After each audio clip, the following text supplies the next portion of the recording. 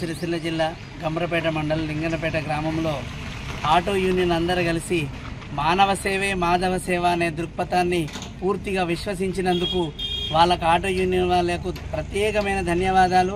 ఈ కాలంలో ఒకరి పని ఒకరు చేసుకోవడమే చాలా కష్టతరంలో నిజంగా ఆటో నడుపుకుంటూ ఇలాంటి మనస్తత్వం ఉందంటే వాళ్ళను ఎంత గొప్ప వాళ్ళని చెప్పినా కూడా తక్కువనే. ఎండాకాలంలో వైశాఖ మాసం వచ్చిందంటేనే విపరీతమైన ఎండలు ఉంటాయి.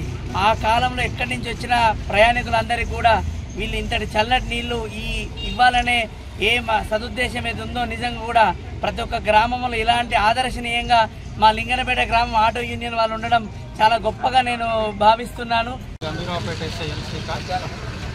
ఆకున్న కూడే అమృతమని అన్న ఆర్యోక్తిని పురస్కరించుకొని ఈ యొక్క ఎప్పుడైతే ఎవరికైతే ఆకలిగా ఉన్నవానికి అన్నం పెడితేనే అది అమృతంతో సమానం అంటే ఈ మండుటెండలో ఈ వేసవిలో ఎవరైతే దారి వెనుక పోయేవారు బాటసార్లు కానీ ఎవరైనా ముసలి వాళ్ళు ఎవరైనా వచ్చి ఈ టైంలో ఎవరైనా అంటే బిడ్డ ఒక గ్లాస్ వాటర్ అని అడుగుతారు. ఎవరు కూడా ఆస్తులు పాస్తులు బంగారం అడగరు ఎండాకాలంలో. అట్లాంటిది ఒక వాటర్ చలివేంద్రాన్ని ఏర్పాటు చేసి దారి వెంబడిపోయే దాహార్తిని తీర్చడం అనేది నిజంగా ఇది వారు అన్నట్టు మాధవ సేవనే. ఎందుకంటే మానవుడే మాధవుడు కాబట్టి లోపల ఉన్న జీవునికి మనం ఆహారం అందిస్తామో లేకపోతే వాటర్ అందిస్తేనో అది ఒక మంచి కార్యక్రమానికి నాంది పలకడం అనేది నిజంగా శుభపరిణామం. ఇక్కడ ఈ ఆటో యూనియన్ సభ్యులందరికీ నేను హరిహర ఆటో యూనియన్ సభ్యులకి నా తరఫున మా పోలీస్ డిపార్ట్మెంట్ తరఫున ప్రత్యేకంగా శుభాభినందనలు తెలుపుతున్నాము. ఎందుకంటే ఎంతో కొంత మీకు ఉన్నదాలో పక్క వారికి సహాయం చేయాలి, లేకపోతే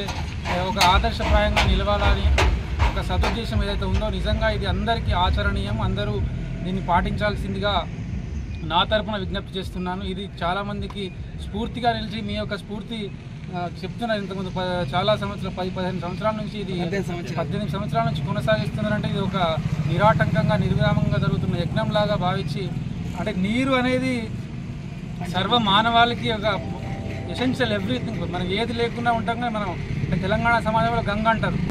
ప్రతి మన దీవానికి కాబట్టి అందరూ మీ యొక్క చేతుల మీద తెచ్చి మీరు వారికి మీ యొక్క రుణానుబంధానికి వారికి పనులు చేయడం నిజంగా అందరికీ వారు తెలుసుకుంటూ మాత్రమే